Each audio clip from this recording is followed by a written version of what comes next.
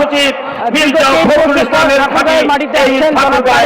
এবং সেই লক্ষ্যে যারা মিছিল আসছেন, মিছিলে এসেছেন, তারা সুন্দরভাবে ভালোভাবে মাঠে বসে পড়বেন, মাঠে বসে পড়বেন। এই মাঠটা কিন্তু দীর্ঘদিন আমরা সকলেই এই মাঠে সুন্দর ঘাস রয়েছে, তারা অনেকেই শুরু করছে।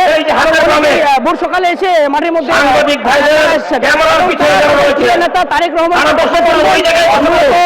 এই নির্বাচনী জনসভা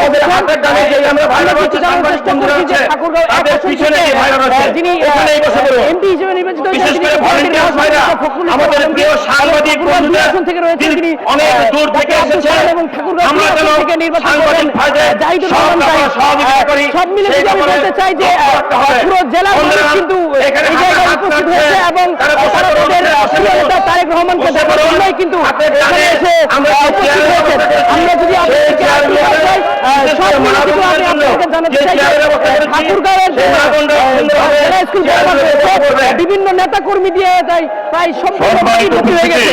এই ছিল তারেক রহমানের থেকে ঠাকুরগাঁও থেকে আমি রেজওয়ান ইসলাম, ঠাকুরগাঁও।